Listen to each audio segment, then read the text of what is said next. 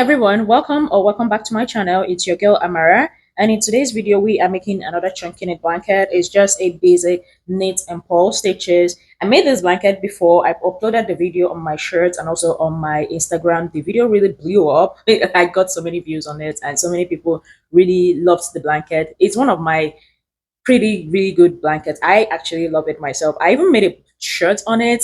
I was like, oh, I wish I could make 10 more of this blanket. And surprisingly, I got an order on Etsy to make the blanket. So I'm just going to take you along with me. The pattern is available on my Etsy shop. The blanket itself is also available to order on my Etsy shop also, because that's where I got this order that I'm making today. So the colors that I'm using, most of the color, like this first three, is from the bulk purchase that I got from Alibaba. I will be putting a link below also for the video if you haven't seen the video. So I have the color chart. This is number 2, which is like off-white or cream color. This is number 47, I believe. Then this, I'm stuck between 43 and 28. I don't know which one is it. It is actually. Is it a this or this, like 28 or 43? I don't know, because sometimes this color is kind of off. Then this one is actually light gray. This is from Hobby Lobby.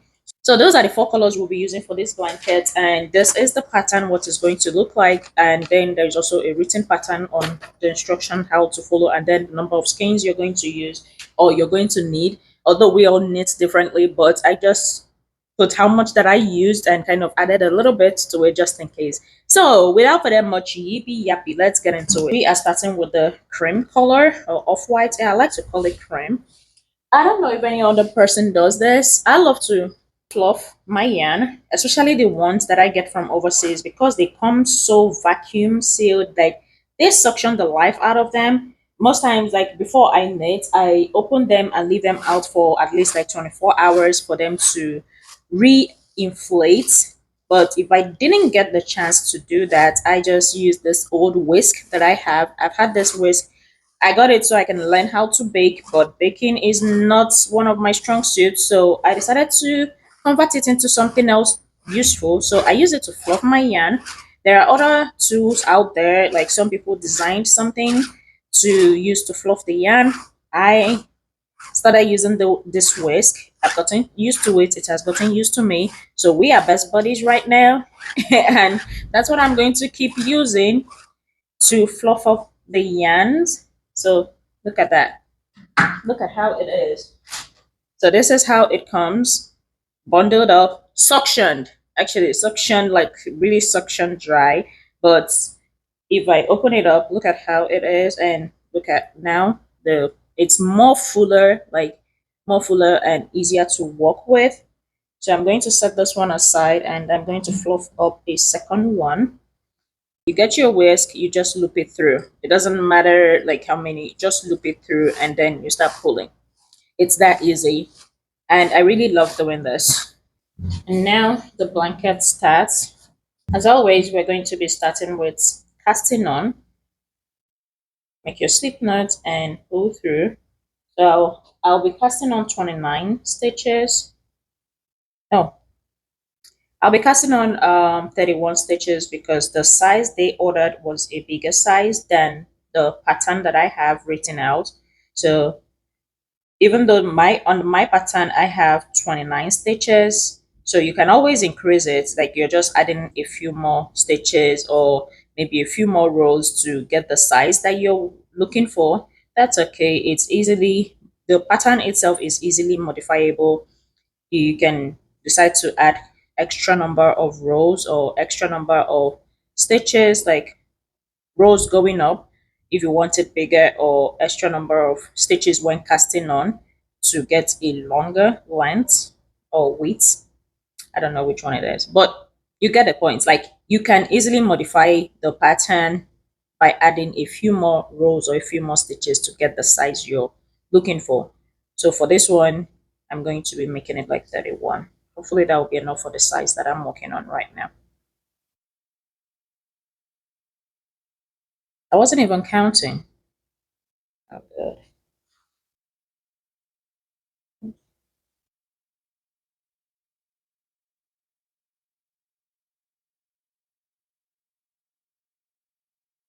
Oh Oh, we have 30.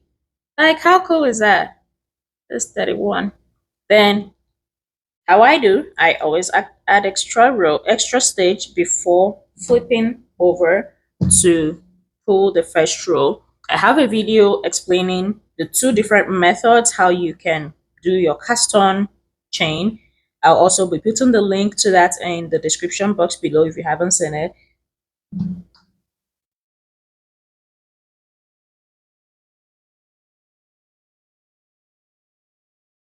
I'm done pulling through. I'm going to count to make sure that I have the correct number of stitches because I've always said this, I have problem with math. Yeah, okay, good. We have 31. That is the number we are aiming for. I've casted on, I've pulled through, and I've counted. We have 31 stitches, which is what I need for the size of blanket that I'm making. So now the blanket actually starts. The first few rows, it's six of this cream color.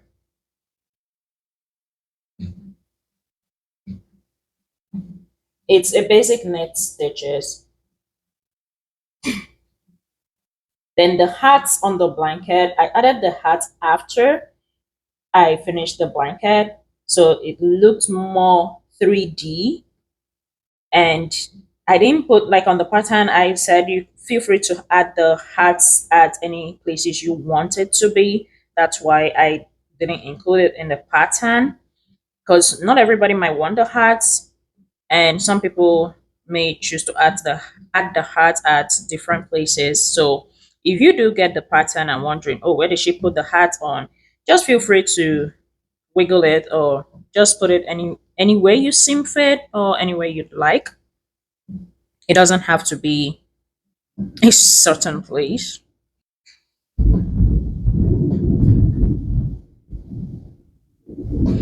I did get this question on my Instagram. Someone was wondering why her blanket was fanning out. So the problem is from the stitches. Like when you're making the rows, the stitches are not the same. Not that you're going to be measuring each one like you need and you use the tape rule to measure each one, but you can eyeball it and know when one is extremely bigger or extremely smaller than the rest. So when we say, or you hear other knitters say, try to maintain even tension, that's what they means. Like try to keep the loops about the same. You can't make one finger and then the next one is 3 fingers wide. The blanket is going to look funny. It's going to like fan out.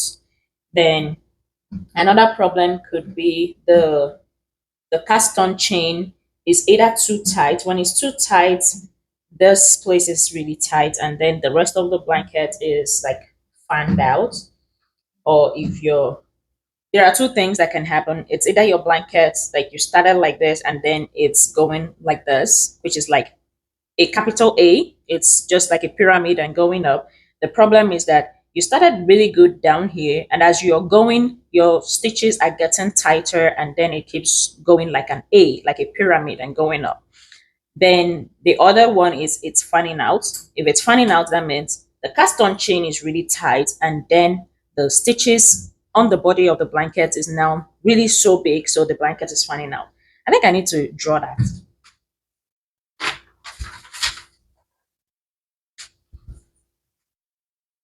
Okay, so two common problems that people have in their blankets, it's either it goes like this.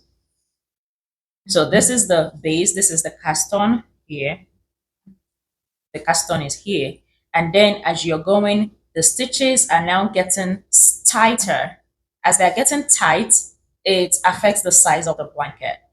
Then the other way is reverse of this. This is your cast on chain, and you make your cast on chain, okay? But then as you're knitting, you see your blanket doing this. The cast on chain is now fanning out. The blanket is now going this way. The problem is the cast on chain. The cast on chain is so tight, and then when you're knitting the other places, they are now fanning out. So you try to make sure that your cast on chain is 3 fingers wide, I know all fingers are not equal, like everybody has. I have small fingers, but should be about 3 fingers wide. Then when you're making the body of the blanket, try to keep it between 1.5. I wouldn't say one. One is really small. Oops. Okay, that didn't go well. Oh, sorry about that. But if you're making the body, try to keep it about 1.5 to 2 fingers wide. Then cast on 3 fingers. That would really solve most of the problem. Like if you're having problem with your tension or how your blanket looks. Sorry, I'm not good at drawing either. My drawing is not good. Those are like two common problems people have. Is it that it's too tight and it's pulling together, or it's too loose and it's fanning out?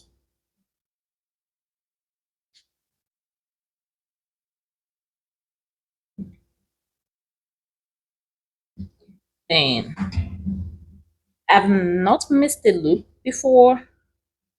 Some people have like have that problem, missed stitches, missed loops. I would say knit on a flat surface so you can have your project right in front of you. You can see everything at a glance, see if you make a mistake, and you can quickly correct it without finding out at the end of the project and you're now wondering, oh, should I rip it apart? What did I do? Especially dropping the stitches. Some people, like when they're done here, they quickly go back and then realize that they missed the loop. So knit on a flat surface if you can. It's really going to help prevent so many mishaps, a lot of mishaps though. Because your project is right in front of you, you can easily spot a mistake and correct it immediately than finding out at the end of the project.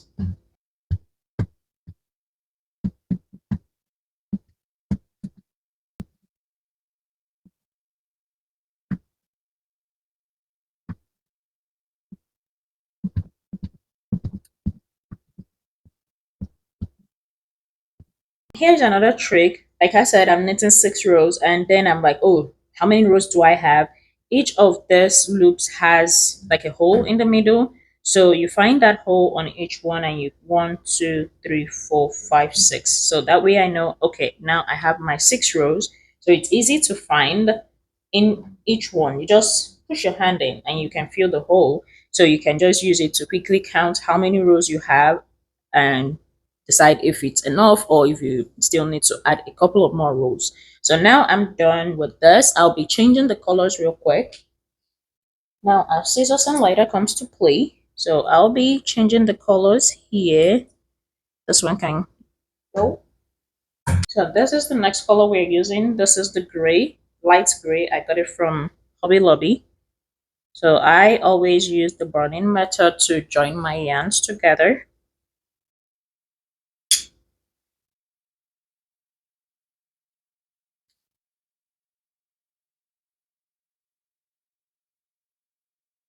You have to be really careful with this. I can't tell you how many times I've burnt my fingers doing this, but I find it easier and I don't know. I can't see myself using another method to join the yarns together, but just be careful. Then always do a pull test. Always do a pull test to be sure they are not coming apart. Then continue knitting.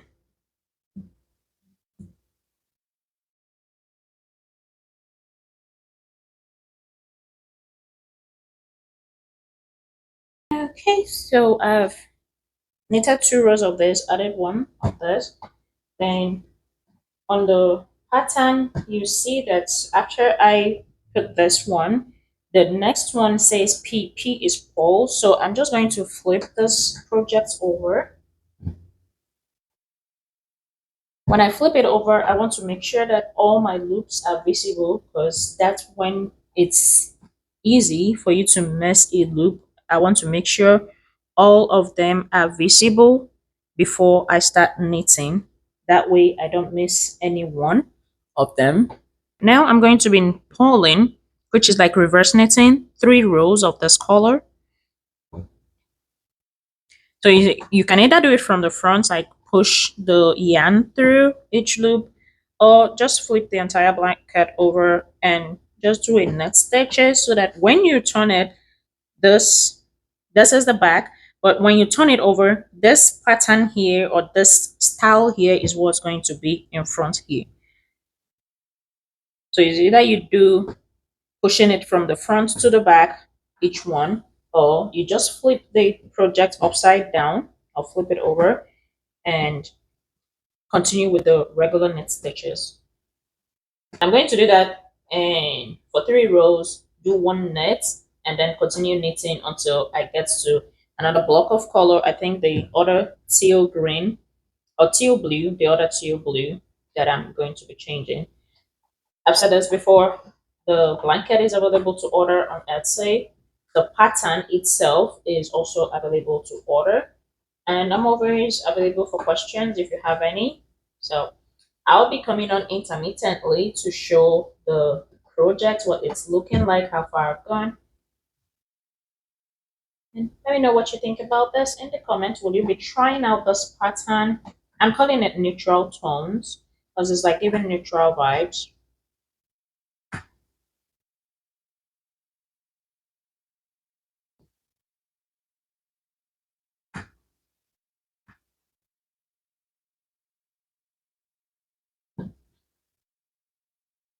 Hi everyone. So this is what the blanket is looking like so far. I'm almost done though. I just have a few more rows to do up there and finish it off, but it's gorgeous as the first one that I made. Like, I love this pattern. I love the colors. It's so cute. Like, it's so beautiful. I don't mind making this pattern every day or this colors every day. I don't mind, honestly. But this is what it's looking like. Okay, everybody, thank you for following along. So I'm done with the blanket. I'm just going to cast off. I've measured it. It's exactly the size that I want. So now I'm going to be casting off. So this, if you've watched any of my videos, this is the only time I'm going to double knit the end. This is so I can have that curve going to the left. Okay, so I can have that curved corner here. So just like cast that on. I'll make sure the loops are about 3 fingers wide.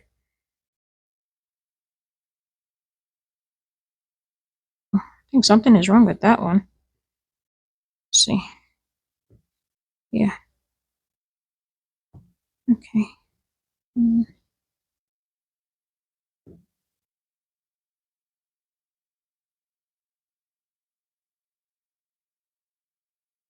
Okay, that's better. I know that end one felt off a little bit, but that's better. So each loop I try to make it at 3 fingers wide also, so it doesn't affect the size of the blanket or the shape of the blanket, because if it is too tight, it's not going to look good. Okay, so I just pull and push over. Some people like to fold over and then knit both of them together. If that works for you, like fold this one over and then knit. So whichever method that works for you, I prefer to, this is my preference, I prefer to knit and push over. That's what I prefer to do. Okay, I'm losing my mojo this afternoon. Okay, let's pull over. So I'm just going to continue like that until I'm done, then tidy up the ends, and voila, the blanket is done. I'll be adding the hats later. I'll be adding the hats on later. If you want a video of that, I'm going to be linking a video, or I'm going to be linking a video on how you can add the hats after you are done with the blanket. That will be in the description box below. Again, thank you so much for watching. Don't forget to subscribe to the channel and hit the bell icon so you'll be notified whenever I post a video. Thank you all for your support. It means a whole lot to me, and I'll see you on my next video. Thanks.